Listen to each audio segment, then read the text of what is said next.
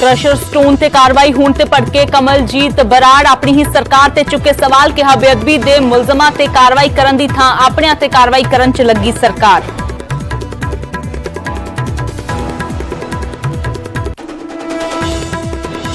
कांग्रेस च नहीं रुक रहा विवाद, सुनील जाखड़ ने राणा गुरमीत सोढी खिलाफ मुख्यमंत्री ते हाईकमान नूं लिखी चिट्ठी, जमीन दा डबल मुआवजा लैण वाले मामले च मंगी जांच।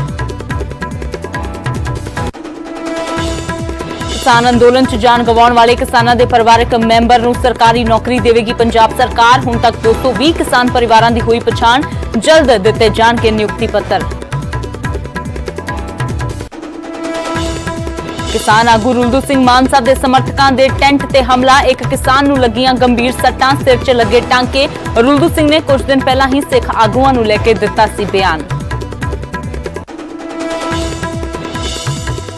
मुकेरियां च किसानां वल्लों पंजाब बीजेपी प्रधान अश्विनी शर्मा दे प्रोग्राम दा विरोध, पुलिस ते किसानां विचाले होई धक्का मुक्की, किसानां दे विरोध विचाले बीजेपी दा प्रोग्राम रद्द। खेती कानूनां दे खिलाफ सड़कां ते उतरे अकाली दल ते बसपा, खेती कानून रद्द करन दी कीती मंग, लुधियाना च बसपा ने कड्ढिया वड्डा मार्च। पुलिस ने मुख्यमंत्री दी रिहाइश वाल वध रहे दिव्यांग रस्ते च रोके, मुख्यमंत्री दी रिहाइश दा करन जा रहे सी घेराव, नौकरी ते होर सहूलतां नूं लैके सरकार ते लाए वादा खिलाफी दे इल्जाम।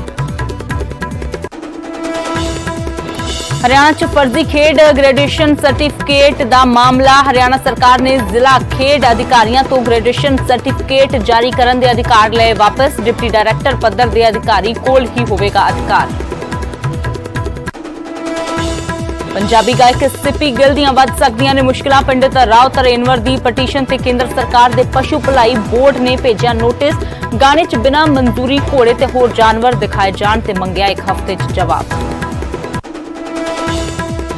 हिमाचल च भारी मींह की चेतावनी, रेड अलर्ट किया गया जारी, कई जिलों च बन सकते हैं हड़ वर्गे हालात, पंजाब ते भी हो सकता है असर।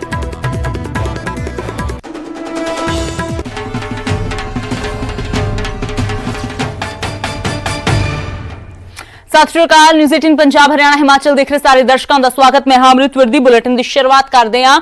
कमलजीत बराड़, दर्शन बराड़ दे बेटे जो अपनी ही सरकार ते भड़कदे नजर आए ने। स्टोन क्रशर ते कार्रवाई ते भड़के ने कमलजीत बराड़ अते अपनी ही सरकार ते सवाल चुके ने, कहा आवाज चुकन दी सजा मिल रही है ते इस दे विच कोई हैरानी नहीं है, बल्कि पहला ही अंदाजा सी। अगे होर भी कहंदे ने कि एक्शन इस तरह दे देखण नूं मिल सकदे ने, क्योंकि बेअदबी दे मामले दे विच कार्रवाई नहीं हुई ते अपनी ही सरकार दे उपर जदों सवाल कीते गए ने, पर अफसोस कि सरकार विरोधियों ते कार्रवाई करन दी बजाय अपने ते ही कार्रवाई करन दे विच लगी है। दस दईए कि विधायक दर्शन बराड़ दे बेटे ने कमलजीत बराड़ ते मुकेरियां दे विच दर्शन बराड़ दे पुत्र दा स्टोन क्रशर है जो सील कर दिता गया है। पंजाब जंगलात विभाग ने इस जो स्टोन क्रशर सील किया है ते जंगलात दी जमीन से बिना मंजूरी तो क्रशर चलाउण दा इल्जाम जो लगा है। पिछले दिनी सुखबीर बादल ने भी क्रशर ते छापा मारिया सी। बाघा पुराना तो कांग्रेसी विधायक दर्शन बराड़ दे बेटे ने कमलजीत बराड़, जिन्हां दे वल्लों अपनी ही सरकार के खिलाफ खुल के कहा गया है कि सरकार ने वादे पूरे नहीं किए, कहा सरकार सुती रह गई है ते जदों जगाउण दी कोशिश हुई है, जदों गुरु की बेअदबी का हिसाब मंगिया गया ते अफसोस की कार्रवाई साडे ते ही हो गई है। दस दईए कि नवजोत सिंह सिद्धू दे करीबी ने दर्शन सिंह बराड़ ते नवजोत सिंह सिद्धू नूं प्रधान बनाए जाण तो बाद जेकर कोई विधायक सब तो ज्यादा चर्चा दे विच रहा है तो दर्शन बराड़ ही ने। अपनी वायरल वीडियोज़ दे विच दर्शन सिंह बराड़ साफ तौर पर नवजोत सिंह सिद्धू दे सोले गाउंदे नजर आउंदे ने। नवजोत सिंह सिद्धू दे सोले गाउंदे गाउंदे दर्शन बराड़ कई बार इत्थों तक भी कह चुके ने कि असीं तां मर गए सी, जो नवजोत सिंह सिद्धू प्रधान बन गए ने तो सानू दोबारा जीउण दी आस हो गई है, सानू जितण दी आस हो गई है। तो हुण ये जो कार्रवाई हुई है उन्हां दे बेटे दा क्रशर सील करन दे बारे, उस ते कमलजीत बराड़ भी सरकार के खिलाफ भड़कदे नजर आए ने। इल्जामबाजी तो राजनीति का एक हिस्सा है जी, ये चलते रहते हैं। कदे इल्जाम लगते हैं जगदीश भुल्लिया वर्गे लोग लाते हैं, अजे तक साबित नहीं कर पाए। सरकार जिहड़े पासे होण वो ले जांदियां, हवा उधर चलती है। हुण जे राजनीतिक रंजिश आ, स्टोन क्रैशर तो उत्थे सुखदेव सिंह ढींडसा दा चल रहा, मेरी पीरी स्टोन क्रैशर जथेदार तोता सिंह दा चल रहा, निर्मल सिंह कालों दा चल रहा, 5 होर चल रहे उस जमीन के उत्ते जिथे साडा स्टोन क्रैशर है। तो राजनीतिक रंजिश है कोई नहीं, सानू इन्हां छोटिया मोटिया चीज़ों की परवाह नहीं। जो असीं किसी नाल डट के खड़े हाँ तो असीं उहदे नाल ही खड़ांगे, असीं इन्हां निक्कियां मोटिया चीज़ों तो डरन वाले नहीं। ਤਾਂ ਕਮਲਜੀਤ ਬਰਾੜ ਜੀ, ਪਿਤਾ ਜੀ ਤੁਹਾਡੇ ਦੀਆਂ ਲਗਾਤਾਰ ਵੀਡੀਓਜ਼ ਬੜੀਆਂ ਵਾਇਰਲ ਹੋ ਰਹੀਆਂ ਨੇ ਪਿਛਲੇ ਦਿਨਾਂ ਤੋਂ, ਲੱਗਦਾ ਤਾਂ ਨਹੀਂ ਹੈ ਕਿ ਕਿਤੇ ਉਸ ਬਿਆਨਬਾਜ਼ੀ ਦਾ ਹੀ ਨਤੀਜਾ ਹੈ? ਕੋਈ ਫਰਕ ਨਹੀਂ ਪੈਂਦਾ ਜੀ, ਜੇ ਉਸ ਬਿਆਨਬਾਜ਼ੀ ਦਾ ਕਲੀਅਰ ਹੀ ਗੱਲ ਹੈ ਤਾਂ ਉਸ ਬਿਆਨਬਾਜ਼ੀ ਦਾ ਹਿੱਸਾ ਹੀ ਹੈ ਨਾ। ਤਾਂ ਸਿੱਧੇ ਤੌਰ ਤੇ ਕਮਲਜੀਤ ਬਰਾੜ ਨੇ ਕਿਹਾ ਹੈ ਕਿ ਪਿਤਾ ਦੀ ਬਿਆਨਬਾਜ਼ੀ ਦਾ ਹੀ ਨਤੀਜਾ ਹੈ, ਪਰ ਸਾਨੂੰ ਅੰਦਾਜ਼ਾ ਪਹਿਲਾਂ ਹੀ ਸੀ ਕਿ ਸਾਡੇ ਤੇ ਕਾਰਵਾਈ ਹੋਵੇਗੀ। ਸੱਚ ਬੋਲਣ ਦੇ ਲਈ ਆਉਣ ਵਾਲੇ ਦਿਨਾਂ 'ਚ ਹੋਰ ਖੁਲਾਸੇ ਕਰਨ ਦੀ ਗੱਲ ਵੀ ਕਮਲਜੀਤ ਬਰਾੜ ਦੇ ਵੱਲੋਂ ਆਖੀ ਗਈ ਹੈ। ਉਧਰ ਪੰਜਾਬ ਕਾਂਗਰਸ ਦੇ ਵਿੱਚ ਘਮਸਾਨ ਲਗਾਤਾਰ ਜਾਰੀ ਹੈ। ਹੁਣ ਰਾਣਾ ਗੁਰਮੀਤ ਸੋਢੀ ਦੇ ਖਿਲਾਫ ਸੁਨੀਲ ਜਾਖੜ ਨੇ ਮੋਰਚਾ ਖੋਲ ਦਿੱਤਾ ਹੈ ਤੇ ਜਾਖੜ ਨੇ ਹਾਈ ਕਮਾਂਡ ਤੇ ਕੈਪਟਨ ਨੂੰ ਚਿੱਠੀ ਲਿਖੀ ਹੈ ਤੇ ਕੈਬਨਿਟ ਮੰਤਰੀ ਰਾਣਾ ਗੁਰਮੀਤ ਸੋਢੀ ਦੇ ਖਿਲਾਫ ਕਾਰਵਾਈ ਦੀ ਮੰਗ ਕੀਤੀ ਹੈ। ਖੇਡ ਮੰਤਰੀ ਨੇ ਰਾਣਾ ਗੁਰਮੀਤ ਸਿੰਘ ਸੋਢੀ, ਜਿਨ੍ਹਾਂ ਦੇ ਖਿਲਾਫ ਜਾਖੜ ਨੇ ਮੋਰਚਾ ਖੋਲਿਆ ਹੈ ਤੇ ਜ਼ਮੀਨ ਦਾ 2 ਵਾਰ ਮੁਆਵਜ਼ਾ ਲੈਣ ਤੇ ਕਾਰਵਾਈ ਦੀ ਮੰਗ ਕੀਤੀ ਹੈ। ਕਿਹਾ ਅਕਾਲੀ ਸਰਕਾਰ ਸਮੇਂ ਦੂਜੀ ਵਾਰ ਲਿਆ ਸੀ ਮੁਆਵਜ਼ਾ ਤੇ ਸ਼ਰਾਬ ਫੈਕਟਰੀ ਨਾਲ ਜੁੜੇ ਮਾਮਲੇ ਦੇ ਵਿੱਚ ਵੀ ਕਾਰਵਾਈ ਦੀ ਮੰਗ ਕੀਤੀ ਹੈ। ਹਾਲਾਂਕਿ ਜਾਖੜ ਦੀ ਚਿੱਠੀ ਤੇ ਸੋਢੀ ਵੱਲੋਂ ਟਿੱਪਣੀ ਕਰਨ ਤੋਂ ਇਨਕਾਰ ਕਰ ਦਿੱਤਾ ਗਿਆ ਹੈ, ਪਰ ਇਹ ਜ਼ਰੂਰ ਕਿਹਾ ਹੈ ਕਿ ਮੈਂ ਨਿਯਮਾਂ ਦੇ ਖਿਲਾਫ ਕੁਝ ਵੀ ਨਹੀਂ ਕੀਤਾ। ਰਾਣਾ ਗੁਰਮੀਤ ਸੋਢੀ ਨੇ ਕਿਹਾ ਕਾਨੂੰਨ ਦੇ ਤਹਿਤ ਜ਼ਮੀਨ ਦਾ 2 ਵਾਰ ਮੁਆਵਜ਼ਾ ਲਿਆ ਗਿਆ ਹੈ ਤੇ ਸੁਪਰੀਮ ਕੋਰਟ ਵਿੱਚ ਵੀ ਮੁਆਵਜ਼ੇ ਦਾ ਕੇਸ ਮੈਂ ਜਿੱਤ ਚੁੱਕਾ ਹਾਂ। ਤਾਂ ਰਾਣਾ ਗੁਰਮੀਤ ਸੋਢੀ ਕੈਪਟਨ ਅਮਰਿੰਦਰ ਸਿੰਘ ਦੇ ਕਰੀਬੀ ਨੇ, ਪਰ ਦੂਜੇ ਪਾਸੇ ਹੁਣ ਉਹਨਾਂ ਦੇ ਖਿਲਾਫ ਮੋਰਚਾ ਸਾਬਕਾ ਪੰਜਾਬ ਪ੍ਰਧਾਨ ਸੁਨੀਲ ਜਾਖੜ ਨੇ ਖੋਲ ਦਿੱਤਾ ਹੈ। ਪੂਰਾ ਮਾਮਲਾ ਕੀ ਹੈ ਉਹ ਵੀ ਤੁਹਾਨੂੰ ਦੱਸ ਦਿੰਦੇ ਹਾਂ। ਦਰਅਸਲ ਰਾਣਾ ਗੁਰਮੀਤ ਸੋਢੀ ਦੇ ਪਰਿਵਾਰ ਦੇ ਵੱਲੋਂ 1962 ਦੇ ਵਿੱਚ ਜ਼ਮੀਨ ਅਕਵਾਇਰ ਕੀਤੀ ਗਈ ਸੀ। ਫਿਰੋਜ਼ਪੁਰ ਦੇ ਪਿੰਡ ਮੋਹਨ ਕੇ ਉਤਾੜ 'ਚ ਇਹ ਜ਼ਮੀਨ ਪੈਂਦੀ ਹੈ ਤੇ 1962 ਵਿੱਚ ਮੁਆਵਜ਼ੇ ਦੇ ਰੂਪ 'ਚ 7,384 ਰੁਪਏ ਮਿਲੇ। 2012 'ਚ ਇਹ ਜ਼ਮੀਨ ਮੁੜ ਐਕਵਾਇਰ ਕੀਤੀ ਗਈ ਤੇ 2014 'ਚ ਰਾਣਾ ਗੁਰਮੀਤ ਸੋਢੀ ਦੇ ਪਰਿਵਾਰ ਨੂੰ 1.83 ਕਰੋੜ ਦਾ ਮੁਆਵਜ਼ਾ ਮਿਲਿਆ। ਉਸ ਵੇਲੇ ਸੂਬੇ 'ਚ ਅਕਾਲੀ ਬੀਜੇਪੀ ਗੱਠਜੋੜ ਦੀ ਸਰਕਾਰ ਸੀ ਤੇ 2019 'ਚ ਰਾਣਾ ਗੁਰਮੀਤ ਸੋਢੀ ਨੂੰ ਸੁਪਰੀਮ ਕੋਰਟ ਤੋਂ ਰਾਹਤ ਮਿਲੀ। ਹੁਣ ਫਿਰ ਸੁਪਰੀਮ ਕੋਰਟ ਦੇ ਵਿੱਚ ਕੇਸ ਚੱਲ ਰਿਹਾ ਹੈ। ਕੋਰਟ ਦੇ ਪੁਰਾਣੇ ਆਰਡਰ ਰਿਵਿਊ ਕਰਨ ਦੀ ਮੰਗ ਕੀਤੀ ਗਈ ਹੈ। ਰਾਣਾ ਗੁਰਮੀਤ ਸੋਢੀ ਦਾ ਤਰਕ ਹੈ ਕਿ ਪੁਰਖਿਆਂ ਦੀ ਜਾਇਦਾਦ ਦਾ ਠੀਕ ਮੁਆਵਜ਼ਾ ਲੈਣਾ ਮੈਨੂੰ ਪੂਰਾ ਅਧਿਕਾਰ ਹੈ। ਸੁਪਰੀਮ ਕੋਰਟ ਤੋਂ ਵੀ ਮੈਂ ਕੇਸ ਜਿੱਤ ਚੁੱਕਾ ਹਾਂ ਤੇ ਕਾਨੂੰਨੀ ਸਿਸਟਮ 'ਚ ਮੈਨੂੰ ਪੂਰਾ ਵਿਸ਼ਵਾਸ ਹੈ। ਪਰ ਦੂਜੇ ਪਾਸੇ ਸੁਨੀਲ ਜਾਖੜ ਦੇ ਵੱਲੋਂ ਹਾਈ ਕਮਾਂਡ ਸਮੇਤ ਕੈਪਟਨ ਅਮਰਿੰਦਰ ਸਿੰਘ ਦੇ ਕੋਲੋਂ ਮੰਗ ਕੀਤੀ ਗਈ ਹੈ ਇਸ ਪੂਰੇ ਮਾਮਲੇ ਦੇ ਵਿੱਚ ਜਾਂਚ ਕਰਵਾਉਣ ਦੀ।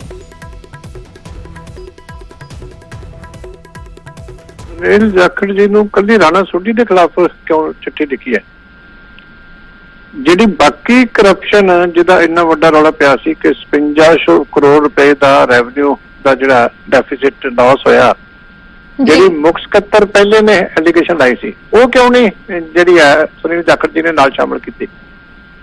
ਜਿਹੜੀਆਂ ਨਜਾਇਜ਼ ਦੀਆਂ ਸ਼ਰਾਬ ਫੈਕਟਰੀਆਂ ਫੜੀਆਂ ਗਈਆਂ ਜਿਹਦੇ ਚ ਕਾਂਗਰਸ ਪਾਰਟੀ ਦੇ ਲੀਡਰਾਂ ਦੇ ਸ਼ਰੇਆਮ ਨਾਮ ਆਏ, ਉਹਨਾਂ ਨੂੰ ਸੁਨੀਲ ਜਾਖੜ ਜੀ ਨੇ ਵਿੱਚ ਨਾਲ ਕਿਉਂ ਨਹੀਂ ਸ਼ਾਮਲ ਕੀਤਾ? ਜਿਹੜੇ 120 ਬੰਦੇ 3 ਜ਼ਿਲ੍ਹਿਆਂ ਦੇ ਵਿੱਚ ਨਜਾਇਜ਼ ਸ਼ਰਾਬ ਦੇ ਨਾਲ ਮਰ ਗਏ, ਫਿਰ ਨਾਲ ਦੀ ਨਾਲ ਉਹਨਾਂ ਨੂੰ ਮੁੱਖ ਮੰਤਰੀ ਦਾ ਅਸਤੀਫਾ ਵੀ ਮੰਗਣਾ ਚਾਹੀਦਾ ਕਿ ਇਹਨਾਂ ਨੂੰ ਹਟਾਇਆ ਜਾਵੇ। ਫਿਰ ਕਦੇ ਵਾਸਤੇ? ਦੂਜੀ ਗੱਲ ਹੈ ਕਿ ਅੱਜ ਚਿੱਠੀਆਂ ਲਿਖਣ ਲੱਗਿਆ ਜਦੋਂ ਇਹਨਾਂ ਨੂੰ ਹਟਾ ਦਿੱਤਾ ਜਿੱਥੋਂ ਕਾਂਗਰਸ ਪਾਰਟੀ ਦੇ ਪ੍ਰਧਾਨ ਦੀ ਪੋਸਟ ਤੋਂ, ਤੇ ਪਹਿਲਾਂ ਕਿਉਂ ਮੂੰਹ ਬੰਦ ਕਰਕੇ ਬੈਠੇ ਸੀ ਜਦੋਂ 4 ਸਾਲ ਤੋਂ ਲਗਾਤਾਰ? ਤਾਂ ਸੁਨੀਲ ਜਾਖੜ ਨੇ ਸਵਾਲ ਚੁੱਕੇ ਨੇ ਤੇ ਅਕਾਲੀ ਦਲ ਨੇ ਟਾਈਮਿੰਗ ਦੇ ਉੱਪਰ ਸਵਾਲ ਚੁੱਕਦਿਆਂ ਸੁਨੀਲ ਜਾਖੜ ਤੇ ਹੀ ਪਲਟਵਾਰ ਕੀਤਾ ਹੈ। ਉਧਰ ਗੱਲ ਕਰਦੇ ਅੰਮ੍ਰਿਤਸਰ ਰੇਲ ਹਾਦਸੇ ਦੇ ਪੀੜਤਾਂ ਦੀ, ਜਿਨ੍ਹਾਂ ਨੂੰ ਆਖਿਰਕਾਰ 2.5 ਸਾਲ ਤੋਂ ਵੱਧ ਸਮੇਂ ਦੇ ਇੰਤਜ਼ਾਰ ਤੋਂ ਬਾਅਦ ਨੌਕਰੀ ਮਿਲ ਗਈ ਹੈ। ਡੀਸੀ ਦਫ਼ਤਰ ਤੋਂ ਇਹਨਾਂ ਨੂੰ ਨਿਯੁਕਤੀ ਪੱਤਰ ਮਿਲੇ ਨੇ। 34 ਪਰਿਵਾਰਾਂ ਨੂੰ ਸਰਕਾਰ ਦੇ ਵੱਲੋਂ ਨੌਕਰੀ ਦਿੱਤੀ ਗਈ ਹੈ। 2 ਪਰਿਵਾਰਾਂ ਨੂੰ ਗਰੁੱਪ ਸੀ ਕੈਟਾਗਰੀ 'ਚ ਨੌਕਰੀ ਮਿਲੀ ਹੈ, ਜਦਕਿ ਬਾਕੀਆਂ ਨੂੰ ਯੋਗਤਾ ਦੇ ਆਧਾਰ ਤੇ ਨੌਕਰੀਆਂ ਦਿੱਤੀਆਂ ਗਈਆਂ ਨੇ। ਰੇਲ ਹਾਦਸੇ ਦੇ ਵਿੱਚ 60 ਲੋਕਾਂ ਦੀ ਜਾਨ ਚਲੀ ਗਈ ਸੀ। 19 ਅਕਤੂਬਰ 2018 ਨੂੰ ਦੁਸ਼ਹਿਰੇ ਵਾਲੇ ਦਿਨ ਜਦੋਂ ਦੁਸ਼ਹਿਰਾ ਦੇਖਣ ਦੇ ਲਈ ਜੋੜਾ ਫਾਟਕ ਤੇ ਵੱਡਾ ਜੋ ਇਕੱਠ ਲੋਕਾਂ ਦਾ ਸੀ, ਉੱਥੇ ਅਚਾਨਕ ਰੇਲ ਗੱਡੀ ਆਉਣ ਦੇ ਨਾਲ ਜੋ ਹੜਕੰਪ ਮਚ ਗਿਆ ਤੇ 60 ਤੋਂ ਵੱਧ ਲੋਕਾਂ ਦੀ ਇਸ ਹਾਦਸੇ ਦੇ ਵਿੱਚ ਜਾਨ ਚਲੀ ਗਈ ਸੀ। ਉਸ ਤੋਂ ਬਾਅਦ ਤੋਂ ਹੀ ਲਗਾਤਾਰ ਪੀੜਤ ਪਰਿਵਾਰ ਨੌਕਰੀ ਦੀ ਮੰਗ ਕਰ ਰਹੇ ਸੀ ਤੇ ਆਖਿਰਕਾਰ ਲੰਬੇ ਇੰਤਜ਼ਾਰ ਤੋਂ ਬਾਅਦ ਉਹਨਾਂ ਨੂੰ ਨੌਕਰੀ ਮਿਲ ਗਈ ਹੈ।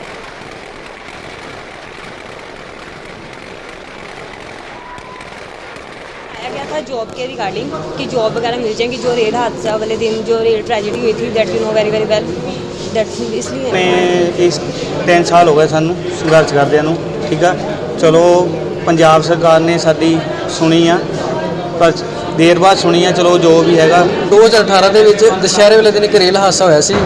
ਉਹਦੇ ਵਿੱਚ ਫਿਰ ਸਾਨੂੰ ਪਰਿਵਾਰਾਂ ਨੂੰ ਜਿਹੜੇ ਸਰਕਾਰ ਵੱਲੋਂ ਵਾਅਦੇ ਕੀਤੇ ਗਏ ਸੀ, ਉਹਦੇ ਵਿੱਚ ਸੀਗਾ ਕਿ ਵੀ ਆਪਾਂ ਸਾਰੇ ਪਰਿਵਾਰ ਨੂੰ ਇੱਕ ਨੌਕਰੀ ਦੇਵਾਂਗੇ। ਤੇ ਤੁਹਾਨੂੰ ਪਤਾ ਹੋਏਗਾ ਕਿ ਪਿਛਲੇ 3 ਸਾਲਾਂ ਤੋਂ ਆਪਾਂ ਸੰਘਰਸ਼ ਕਰਦੇ ਆ ਰਹੇ, ਕਦੀ ਸੜਕਾਂ ਤੇ ਪੈਂਦੇ ਹੁੰਦੇ ਸੀ। ਠੀਕ ਹੈ, ਦਿਨ ਮਤਲਬ ਕਿ ਦੁਪਹਿਰੇ ਵੀ ਆਪਾਂ ਧਰਨੇ ਲਾਏ ਨੇ, ਬਾਰਿਸ਼ਾਂ 'ਚ ਧਰਨੇ ਲਗਾਏ ਨੇ।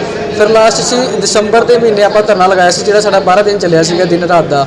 ਉਸ ਤੋਂ ਬਾਅਦ ਸਰਕਾਰ ਨੇ ਸਾਨੂੰ ਆਸ਼ਵਾਸਨ ਦਿੱਤਾ ਸੀ ਨੌਕਰੀ ਦਾ ਕਿ ਅਸੀਂ ਮਤਲਬ ਹਰ ਪਰਿਵਾਰ ਦੇ ਇੱਕ ਮੈਂਬਰ ਨੂੰ ਨੌਕਰੀਆਂ ਦੇਵਾਂਗੇ। ਸੋ ਉਹ ਧਰਨੇ ਤੋਂ ਬਾਅਦ 1 ਸਾਲ ਬਾਅਦ ਸਰਕਾਰ ਦੀਆਂ ਅੱਖਾਂ ਖੁੱਲੀਆਂ ਨੇ ਤੇ ਸਰਕਾਰ ਨੇ ਜਿਹੜਾ ਹੈਗਾ ਕਿ ਸਾਡੇ 34 ਪਰਿਵਾਰਾਂ ਨੂੰ ਇੱਕ ਤਾਂ ਨੌਕਰੀਆਂ ਦੇਣ ਨੂੰ ਲੈ ਕੇ ਸਰਕਾਰ ਹੁਣ ਐਕਸ਼ਨ ਦੇ ਵਿੱਚ ਨਜ਼ਰ ਆ ਰਹੀ ਹੈ। ਇਸ ਲਈ ਦੂਜੇ ਪਾਸੇ ਕਿਸਾਨ ਅੰਦੋਲਨ 'ਚ ਜਾਨ ਗਵਾਉਣ ਵਾਲੇ ਕਿਸਾਨਾਂ ਦੇ ਪਰਿਵਾਰਕ ਮੈਂਬਰਾਂ ਨੂੰ ਵੀ ਨੌਕਰੀ ਮਿਲੇਗੀ। ਪੰਜਾਬ ਸਰਕਾਰ ਵੱਲੋਂ ਪਰਿਵਾਰ ਦੇ ਇੱਕ ਮੈਂਬਰ ਨੂੰ ਸਰਕਾਰੀ ਨੌਕਰੀ ਦਿੱਤੀ ਜਾਵੇਗੀ ਤੇ ਪੰਜਾਬ ਸਰਕਾਰ ਨੇ ਇਸ ਲਈ ਪ੍ਰਕਿਰਿਆ ਪੂਰੀ ਕਰ ਲਈ ਹੈ ਤੇ ਹੁਣ ਤੱਕ 220 ਕਿਸਾਨਾਂ ਦੀ ਪਛਾਣ ਕੀਤੀ ਗਈ ਹੈ। ਜਲਦ ਇਹਨਾਂ ਪਰਿਵਾਰਾਂ ਨੂੰ ਸਰਕਾਰ ਨਿਯੁਕਤੀ ਪੱਤਰ ਦੇ ਸਕਦੀ ਹੈ।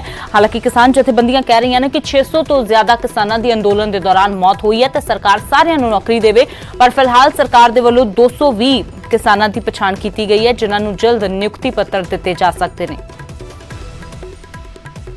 ਉਹਨਾਂ ਦੇ ਪਰਿਵਾਰਾਂ ਨੂੰ ਸਰਕਾਰੀ ਨੌਕਰੀ ਦੇਣ ਦਾ ਫੈਸਲਾ ਕੀਤਾ, ਕੀ ਕਹੋਗੇ? ਬਈ ਮੁੱਖ ਮੰਤਰੀ ਜੀ ਨੇ ਕਿਸਾਨਾਂ ਦਾ ਸੱਚਾ ਹਮਦਰਦ ਹੋਣ ਦਾ ਸਬੂਤ ਦਿੱਤਾ ਹੈ।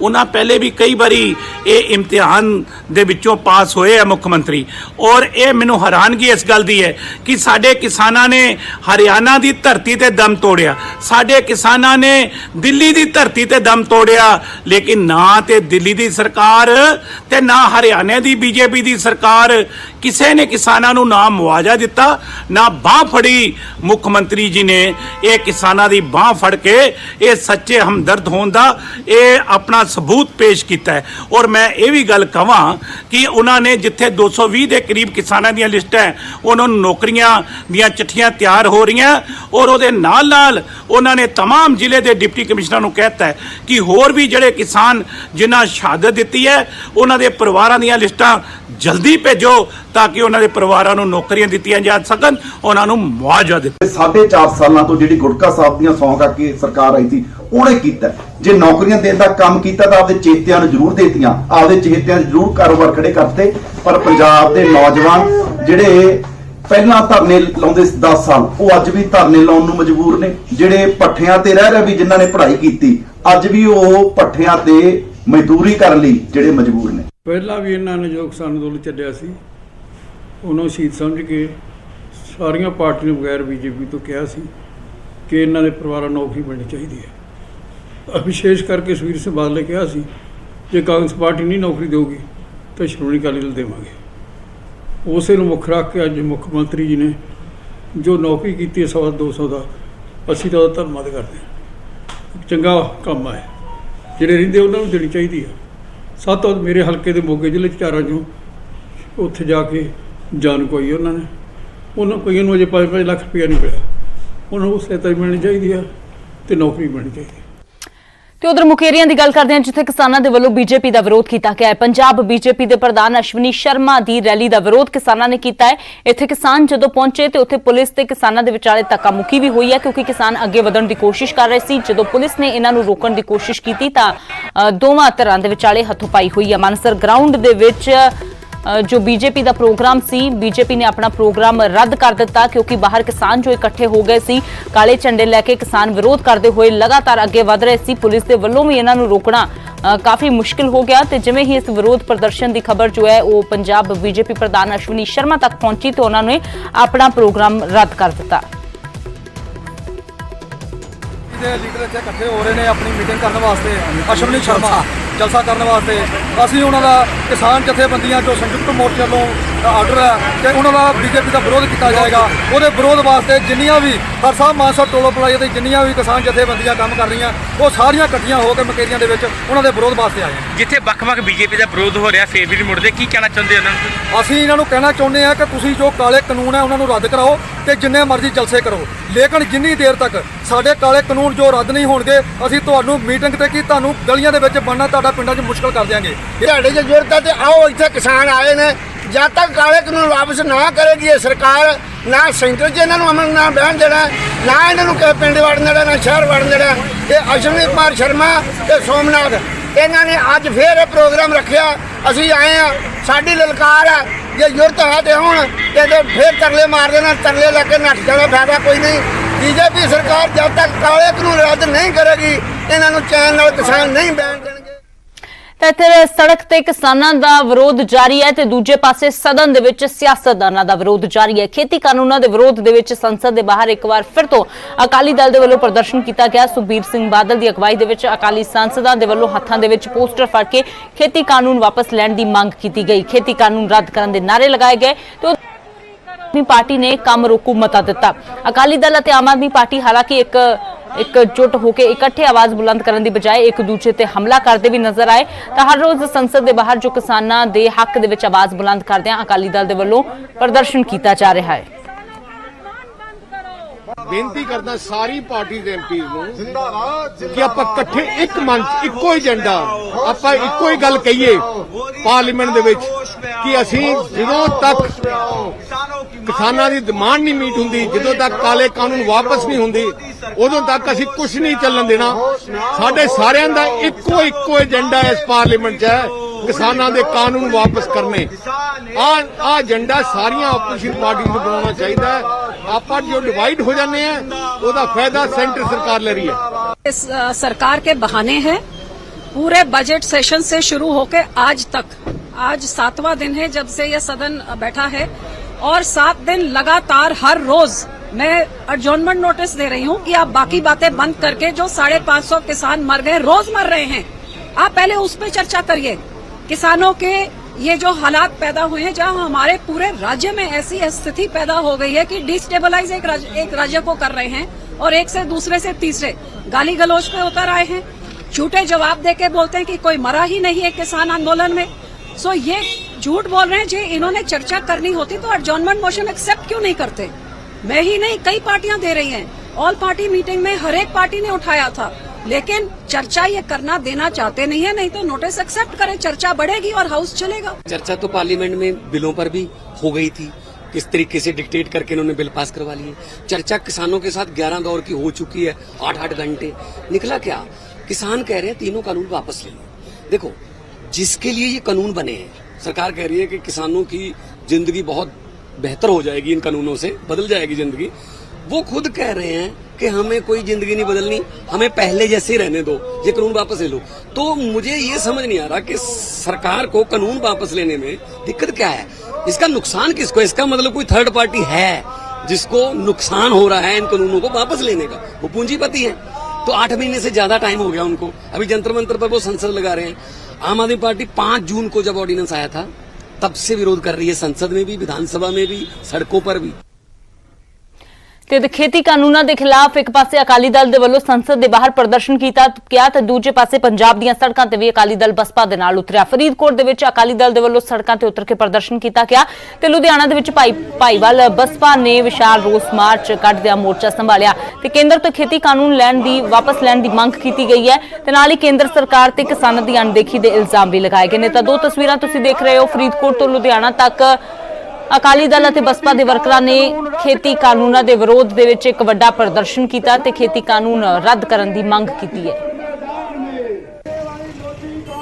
3 ਕਾਲੇ ਕਾਨੂੰਨ ਜਿਹੜੇ ਕੇਂਦਰ ਨੇ ਪਾਸ ਕੀਤੇ ਹੈ, ਕਾਂਗਰਸ ਨਾਲ ਫਿਕਸਡ ਮੈਚ ਤਹਿਤ ਪਾਸ ਕੀਤੇ ਹੈ, ਅੱਜ ਉਹਨਾਂ ਕਾਨੂੰਨਾਂ ਦੇ ਵਿਰੁੱਧ ਅਕਾਲੀ ਦਲ ਬੀਐਸਪੀ ਗੱਠਜੋੜ ਵੱਲੋਂ ਹਰ ਡਿਸਟ੍ਰਿਕਟ ਲੈਵਲ ਤੇ ਪ੍ਰੋਟੈਸਟ ਕਰਕੇ ਮੈਮੋਰੈਂਡਮ ਦਿੱਤੇ ਜਾ ਰਹੇ ਡੀਸੀ ਨੂੰ।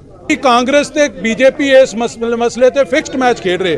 ਕਾਂਗਰਸ ਬੀਜੇਪੀ ਦਾ ਸਾਥ ਛੱਡਦੇ ਇਸ ਮਸਲੇ ਤੇ, ਕਾਂਗਰਸ ਤੇ ਬੀਜੇਪੀ ਦਾ ਜਿਹੜਾ ਫਿਕਸਡ ਮੈਚ ਹੈ, ਕਾਂਗਰਸ ਬੀਜੇਪੀ ਦਾ ਸਾਥ ਛੱਡਦੇ ਇਸ ਮਸਲੇ ਤੇ ਕਾਨੂੰਨ ਕੱਲ ਰੋਸ ਪ੍ਰਦਰਸ਼ਨ ਕੀਤਾ ਜਾ ਰਿਹਾ ਹੈ ਕਿਉਂਕਿ ਜਿਹੜੇ ਕੇਂਦਰ ਦੀ ਮਤਲਬ ਭਾਜਪਾ ਸਰਕਾਰ ਹੈ, ਮਤਲਬ ਕਿਸਾਨਾਂ ਦੇ ਵਿਰੋਧ ਦੇ ਵਿੱਚ ਜਿਹੜੇ ਕਾਲੇ ਕਾਨੂੰਨ ਬਣਾਏ ਹਨ ਉਹਨਾਂ ਨੂੰ ਅਸੀਂ ਤੁਰੰਤ ਰੱਦ ਕਰਾਉਣਾ ਚਾਹੁੰਦੇ ਹਨ।